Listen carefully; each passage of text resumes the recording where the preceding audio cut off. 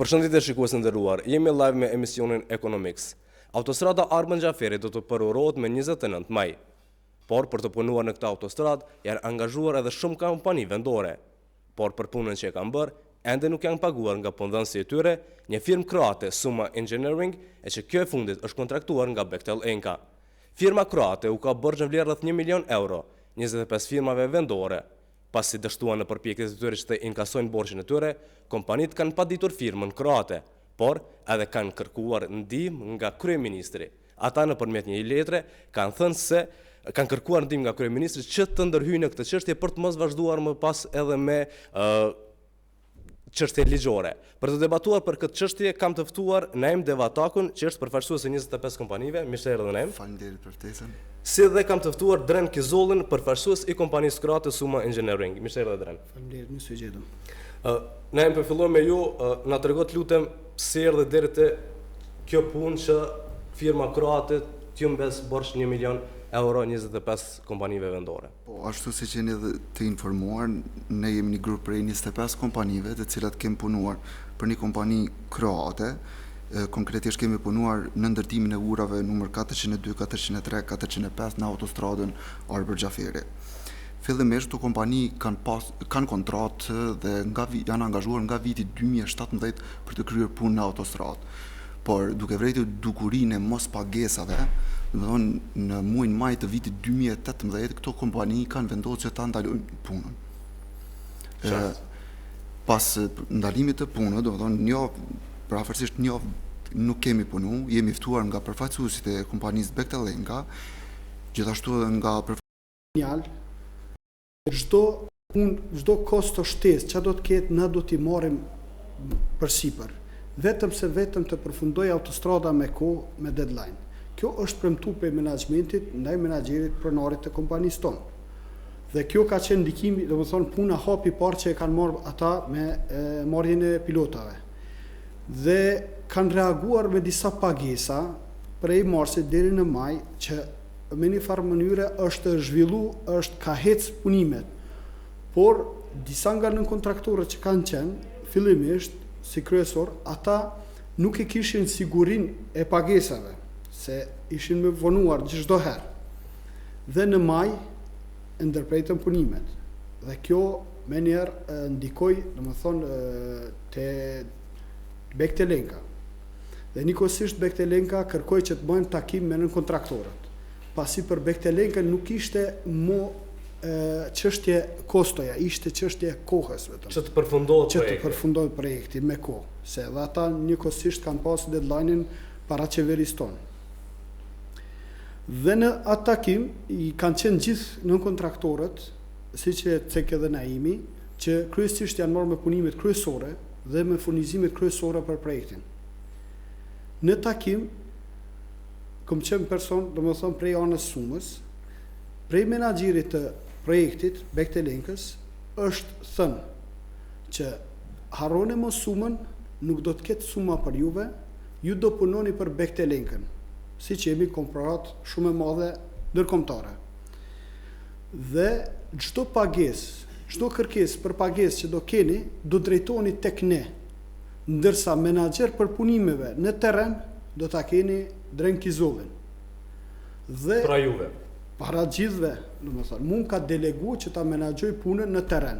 Përfaqësuesi i Bechtel Enkës. Po, si Bechtel Enkës. Po njëkohësisht, domethënë, kam qenë i Sumës si punëtor. Dhe njëri nga nënkontraktorët e kuptoi rastin edhe tha, po si do të jetë marrëdhënie ligjore kjo punë. Tha, do vazhdoni prapë të fakturoni te Suma, por ne do ta menaxhojmë kompaninë Suma, do ta marrim gjithë kontroll të gjirollogarisë, të pagesave, kontratave të Sumës. Çdo faturë që do ta dërgoni tek Suma, do të dërgoni edhe tek ne, që na ta verifikojmë edhe shpenzimet.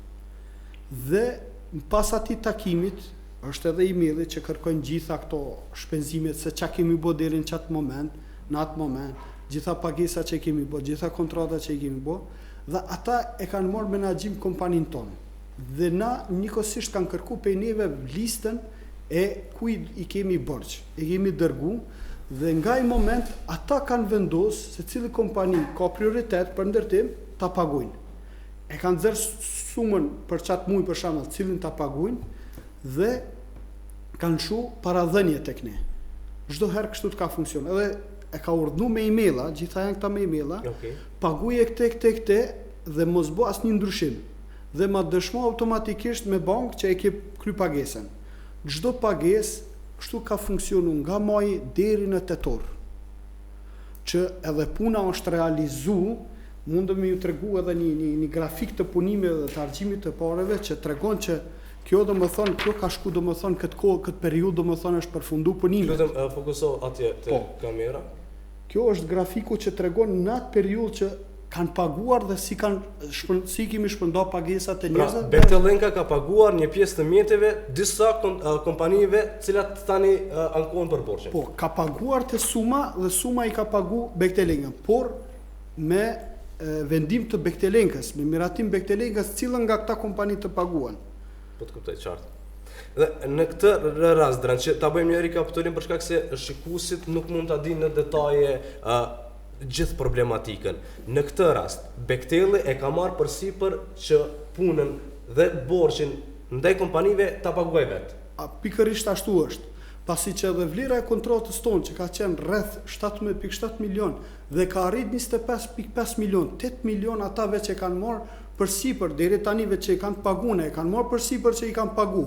Por me përfundimin e punimeve, ata i kanë ndërprer pagesat me një arsyetim që nuk jemi pagu nga qeveria, në atë moment që do paguemi nga qeveria, do t'ju pagujmë edhe juve. Që do të thotë tash është një në pritje të pagesës nga qeveria. Deri me datë 24 prill ka qenë ashtut.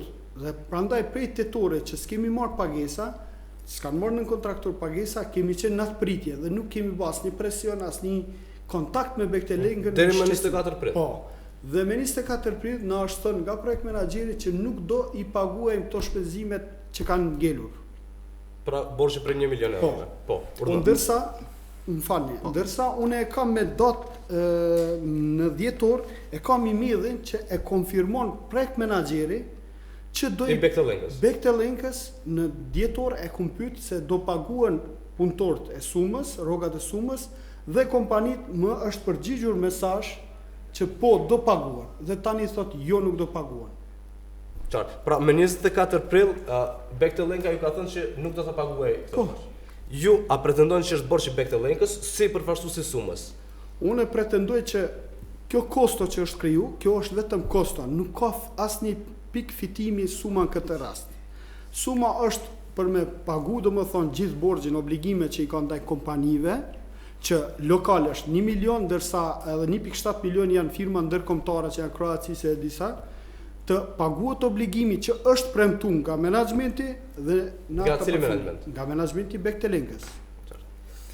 Po, nëse mund të shtoj. Po mos ishte premtimi i menaxhmentit të Bektelenkës, unë siç ju thash edhe më herët, na nuk do ta kishim vazhdu punën. Po pavarësisht kësaj, këto dy kompani duket se kanë probleme.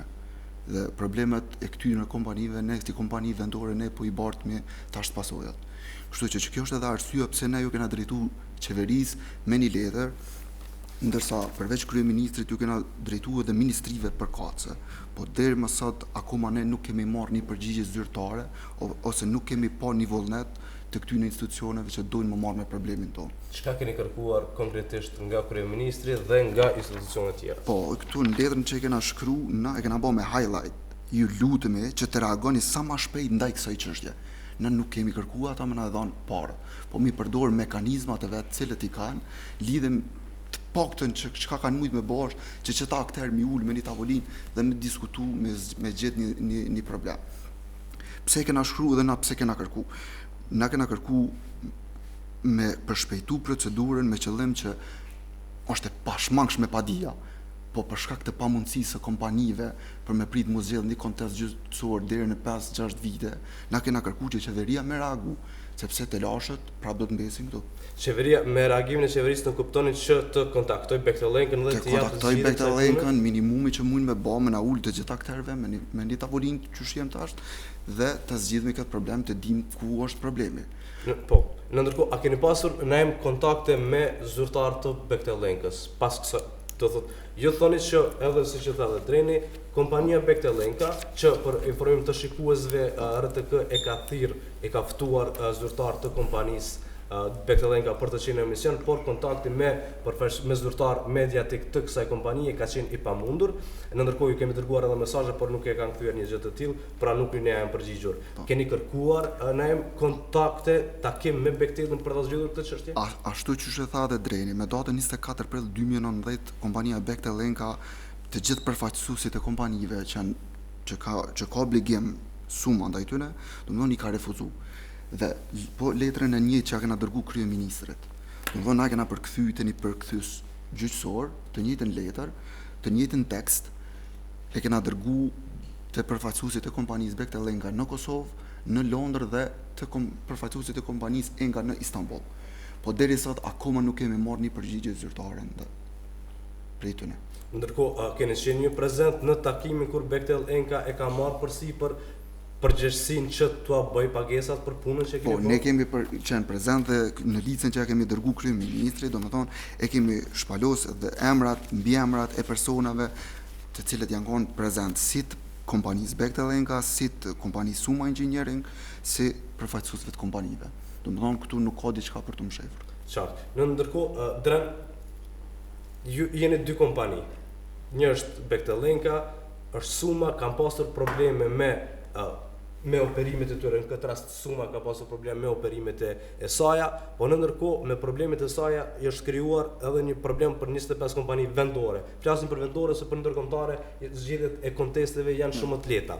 Por pse erdhi deri te çështja që mos të ketë, ju jeni kompanisë kroate serioze, pse mos të ketë kontrata për ato çfarë janë thënë lidhur me këtë çështje? Pse nuk ka pasur kontrata për këtë punë? Pasi që Bektelenka si kompani renome ndërkombëtare, me gjitha këto takimet që kemi marrë, edhe takimet javore, në çdo takim javor nuk është diskutuar për koston, na e kemi prezantuar tek ata se sa po shkon kostoja, që e kemi kaluar edhe vlerën e kontratës. Për ata ka qenë vetëm të arrihet deadline-i për ta përfunduar. Ata në kanë akuzuar disa herë në takimet javore, pse nuk angazhojmë ekipe shtesë, pse nuk angazhojmë makineri shtesë për ta përfunduar me kohë. Nuk mundi me rreziku projektin ton personalisht, projekt menaxheri na ka thonë këto. Edhe kjo nën kupton që ata do t'i paguajnë gjitha dhe na i kemi besu këtë që deri 8 milion pa kontrat nëse i kanë dhënë, edhe për 2.7 milion asnjëri nga ne nuk ka menduar që nuk do t'i paguajnë. Por në këtë rast në momentin urno. Nëse ban të ndërlidhem. Urno shlirë, pa problem mund të ndërhysh. Këtu unë konsideroj se këtu është një mashtrim i planifikuar prej të dy kompanive që janë kompanive vendore, sepse për kohën që na po flasim, domethënë kompania Bektelenka dhe Suma kanë shfrytzuar kompani kosovare me qëllim që mos të mbeten mbrapa me deadline-et e veta, me qëllim që të evitojnë gjobat ndaj qeverisë, domethënë i kanë përdorur këto kompani, se neve na kanë ndaj gati mas takimit që kena pas me datën 24 maj 2018, këto kompani na kanë ndaj neve gati me pagesa. Mirë po, në fund projektit neve na kanë dëmtu. Domethënë kjo është një planifikim i mashtrimit. Pasi që kanë përfunduar punimet, i kanë ndërprej edhe pagesat. Me arsyetim që nuk kemi marrë pagesa nga qeveria. Në ndërkohë më pastaj borxhi i ngelur, domethënë për një kohë të fundit, borxhet e fundit që kanë ngel, është ajo që po diskutohet tani. Këtë rast unë personalisht si Dren më kanë mashtruar edhe mua, domethënë duke i bashkëpunuar me gjithë ta nën kontraktor që kanë besuar tek unë më përpara, tani te Suma dhe na kanë mashtruar bashkërisht neve që të kryhet puna. Por pa paguar. Pse ne ju besuat ka shumë fjalëve? Pse nuk i bët në letër, për shkak se në çdo çështje gjyqësore është kontrata, është do thot ajo që vlen realisht. Pse i besuat kaq shumë dhe vazhduat të punonit pa pasur një premtim me shkrim të nënshkruar nga zyrtarët e Bektelit? Realisht na kena pas edhe kena kontrata me kompaninë Suma, për të cilën jena angazhuar për shërbimet dhe për furnizimet. Po na jena trajtuar është në këtë rast edhe nga Bekteli. Na pjesën e dokumentacionit tonë me kompaninë kontraktuese e kemi pas në rregull. Po, të pas parasysh se kompania Bechtel është një kompani me renome ndërkombëtare, ka një emër të mirë në treg. Na nuk kena mujt me besu që mund na marrë këto. Na e pranojmë që ndoshta u kondosh na me bë edhe një kontratë me kompaninë Bechtel ose me faturu direkt për Bechtele. Po në atë kohë, në takim me njëherë kanë fillu me reagu me pagesa. Tash ka kompani për shembull që në takim me datës 24 maj, në çat moment ju kanë çu po kushtimisht po tham 100.000 euro. Edhe mas një periudhë u rregullua ajo çështje pagesa, dhe ti tamam je kon komod që me vazhdu punën. Normal ka qenë edhe në interesin tonë me punu. Në ndërkohë, Dren, përderisa kompania të cilën e përversoni, Suma Engineering, u ka bërsh rreth 1 milion euro kompanive vendore, a planifikoni dhe kompanive vendore planifikoni që t'ju padisin realisht për këtë çështje, a planifikoni ju që ta paditni Bechtel-ën si punëdhënës i juaj për mos dalje në fjalë realisht që nuk e kam mbajtur fjalën rreth pagesës.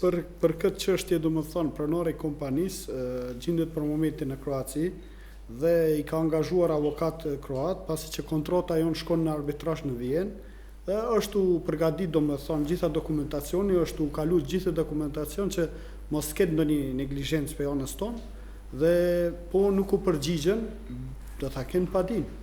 Pra nuk ju planifikoni që ta paditni Bechtel. Po. Kur pritet të ndodhë kjo? Ato nuk mund ta them unë, nuk e kam informat të saktë. Duhet mund të kontaktojmë Antonion edhe mund të deklarohet Antonio sakt. Kush është Antonio? Antonio është pronari i kompanisë Suma Engineering. Ndërkohë, Naim, kur planifikoni ju nëse nuk do të ketë zgjidhje të këtij problemi, kontrata realisht projekti vetë që ka përfunduar me 29-ën do të përurohet autostrada, kur planifikoni që këtë çështje ta adresoni nëpërmjet organeve gjyqësore? Fillimisht na po planifikojmë që të ejtën ose të premten, nuk kemi vendosur akoma për datën e saktë të organizojmë një protestë pranë kampit të Bechtelit, i cili gjendet në Ferizaj. Gjithashtu ne do të protestojmë edhe ditën e inaugurimit të autostradës. Nëse na e kuptojmë që nuk kemi alternativë tjetër, na do të fillojmë me procedurat e padisë ndaj kompanisë kroate. Në ndërkohë, a ka pasur ndonjë përgjigje, thot më herët që keni kontaktuar zyrtarët të qeverisë, këshilltar, cili ka qenë reagimi i tyre ndaj këtij problemi? Në fakt, vetë insistimi jonë ka qenë që mi kontaktua ata dhe pas dërgesës së shkresës, jo që ata na kanë thirrë neve, na kena shku i kena kontaktu. Arsyetimet e tyre kanë qenë që na, sipas edhe mediave që kam dëgju, që na nuk negociojmë kontratat gjë të cilat na nuk e kemi kërku. Disa prej tyre nuk mirën fort me neve, thojnë filani ju ka vjedh, kompania kroate ju ka vjedh, ju ka mashtru, pa e ditë fare problemin thellësisht, kanë do barriera të cilat nuk mirën shumë me këtë farë çështje. Domethënë kem provu mbi 5 ose 6 herë me kontaktu Ministrinë e Infrastrukturës, ata nuk na përgjigjen, nuk rrinë për zyre ose të paktën nuk janë në zyre kur na shkojnë. Ndërkohë, Dren, a ka komunikim të juaj me të Suma Engineering me Bechtelin, apo është çështja e njëjtë sikur me kompaninë vendore? Për momentin është e njëjtë, kemi qenë bashkarisht kemi tentuar të takojmë projekt menaxherin, pasi që ai na ka pas thirrë në takimin e parë, nuk na ka pranuar takim bashkarisht, më ka pranuar vetëm mua dhe më ka thënë që nuk do i paguajmë dhe shko miruni ju me nën kontraktorët, mos mi sjell këtu në kamp, në zyret e tij. Unë thash, "Okej, unë do të dal, do ju tregoj atynve që nuk zgjedh asnjë problem, asnjë çështje këtu." Dhe deri tani unë i thash atij që i kumbajt unë këta mos më ardh me u shqetësu nga tetori deri tash. Po tani e tutje se ç'a bëjnë ata, unë nuk marr përsipër. Dhe si staf internacional tha ti po më kërcënon mua dhe ma njoftoj policin, gjoja se unë e kum kërcënu me këto fjalë. Dhe si rrodhi pastaj? Si rrodhi, policia, unë e dhash deklaratën, ai e ka dhënë deklaratën dhe na u larguam nga kampi pas që e pam që nuk mund të veprojmë në atë mënyrë, se na nuk shkum atë ditë për protestë, por shkum për bisedë, siç kemi biseduar edhe radhë tjera. Se deri kur kishin interes, çdo ditë na kanë kërku. Po tani ka përfundu interesi për neve dhe nuk na presin takim. Në ndërkohë ja përmendet rastin kur e kanë pranuar që ta marrin në menaxhin sumën dhe të paguajnë kontraktorët apo? Po, e përmenda, i thash bonu ferr, pranoi atë se çaj ki thon, Unë e kom kry obligimin tim deri tani, tjerat le t'i pagun Antoni, më ka thënë, suma. Suma inxhinier. Po, nëse bën të ndërlidhëm, siç rrjedhët dhe biseda, borxhet që kompanitë, obligimet që kompania kroate na ka, domethënë nuk vret këtu që na kena ndaj kontest me borxhet. Na nuk kena pas asnjëherë asnjë vrekje për punë të kryne, përkundrazi, na kena pas referenca të mira për punë të kryne. Po problemi është që na si kompani vendore nuk i kemi mjetet. Qartë, po në fundit ju nuk keni paguar për punën që bën. Eksakt. Në ndërkohë, edhe në letër keni shkruar naim që një borxh i tillë për 1 milion euro për kompani jo të mëdha vendore mund të çojnë deri në falimentim të tyre. Eksakt. Të pas parasysh se këto kompani janë kryesisht vogla dhe të mesme. Kapitali tyre është shumë i vogël, me qëllim që me prit na deri në 5-6 vjet një kontest gjyqësor, këto kompani mund të çojnë drejt falimentimit, që mund të mbeten pa punë rreth dikon 300-400 të punësuar momental. Kjo është problematika. Në këtë rast na jemi të dëmtuar 2 herë. Të marrë parasysh faktin se këto shërbime janë kryer në vitin 2018, ndërsa na kemi paguar edhe tatimet për këto shërbime. Ndërsa përpara që nuk i kemi marrë. Pra keni filluar që ta ndjeni krizën realisht për faktin e gjithashtu kjo ka ndikuar edhe tek furnitorët tanë, tek palët e dyta, treta, me radhë, te punëtorët besa. Qartë. Dren, nëse lejo ta ceki një detaj. Diku data ka qenë rreth në shkurt. Bektili ka bo kërkesë për blerë do furnizime prej një kompanit kryesor që furnizon materiale në Kosovë. Njëkohësisht edhe na kemi pas obligime ndaj atyre, që është edhe në listë. Dhe kompania e ka kushzu Bektelin, i ka thonë pa paguar borxhin e Suma Inxhinieringut, nuk do ja sjellë materialin. Por Bekteli ka qenë shumë me nevojë për atë material dhe Bekteli ka pranuar vetëm atë pagesë në 2019 për ta bërë. Dhe e ka realizuar nëpërmjet Sumës prapë. Që në këtë rast pra edhe Bekteli nuk e mohon ekzistimin e borxhit. Po, derisa e ka pranuar për të paguar vetëm atë. Pse ka pas interes? Po, nëse ban për me bo ma të fuqishme ato, është edhe vetë mesazhi cilin e publikoi Dreni, sepse ai deri në fillim viti 2018 ka premtuar se ka mbi pagu të gjithë. Tash se çka ka ndodhur, apo kupton, çka ka ndryshuar nuk e kem të qartë. Edhe qështë edhe ti, si që duket, ata kanë refuzuar me arën ta kemi ju. Absolutisht, ne kemi thirrur. Domethënë vetë mos prezenca atyre tregon një farë lloj jo serioziteti. Ne kemi bërë ftesë, kemi shkruar mesazh telefonik, kontakti do të nuk e kanë hapur telefonin. Se pavarësisht çfarë do kërkese na të kishim pas, çfarë do kërkesa të krejtë pa bazë me qenë, përfaqësuesit e Bektelit duhet me pranuar ta kem nëse dikush ka një hall ose ka një shqetësim. Kjo është në praktikat e sidomos kompanive ndërkombëtare. Jemi në fund të emisionit, më intereson edhe një çështje ta di, Dren, Naim, në raport juaj, në kontratën tuaj me Bektelin, kush ka qenë monitoruesi i kontratës? Prej anës Sumës dhe Bektelit. Prej anës Sumës ka qenë Antonio Tomić, ndërsa prej anës Bektelit ka qenë menaxheri i kontratave që ka qenë Akantura. Pra, nuk ka pas një palë të tretë e cila e ka monitoruar. Absolutisht. Edhe në gjithashtu e kanë monitoruar përfaqësuesit e kompanive ose juristat ose kontabilistat ose diçka të njëjtë. Jemi në minutën e fundit të emisionit, ne fjala e fundit, kërkesa, apeli juaj se si. Unë me të drejtën jam shumë i zhgënjur në përfaqësuesit e qeverisë, asnjëri prej tyre nuk ka marrë guximin që të na përgjigjet të paktën ose që të na ftojnë ta kem për të na kuptuar më drejt problemin që e kemi. Domethënë jemi të injoruar totalisht për një rast të cilin nuk e konteston asnjëra palë që ka ndodhur, domethënë këto punë përfaqësuesit e qeverisë e kontestojnë duke mos na ftuar. Njëkohësisht pajtohet me Naimin pasi që mos reagimi i qeverisë për ta ndëgjuar të paktën këtë problem detajisht tregon një jo seriozitet për kompanitë vendore. Personalisht si inxhinier që jam vendor, nuk kam siguri që të ri në Kosovë për momentin prej presionit që e kam ndaj nën kontraktorëve. Ky mesazh mund ka mbajt, ma ka hek presionin deri në këtë kohë. Po tani me këto veprime që i bën projekt menaxheri, unë e di vetëm presion prej njerëzve. Pra, po ndjeni të rrezikuar? Apo të kërcënuar? Deri tani jo, po presioni madh është, më thonë, prej thirrje telefonatave non-stop kam. Nëse banë me shtu dhe diçka.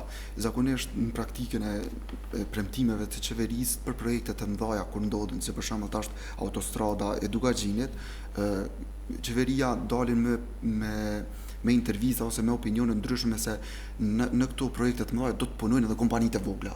Do të ketë punë edhe për kompanitë e vogla. E kjo është një praktikë shumë e qartë se çka ka ndodhur me kompanitë e vogla. Dren, ka që kishim kohë për këtë emision, uroj që të zgjidhni problemin edhe borxhin cilën është në mënyrë që mos ketë edhe pasojë më të mëdha për kompanitë juaja. Shikues të nderuar, ka që kishim për këtë emision, ju falenderoj shumë që na ndoqët, mirëmbëjtje.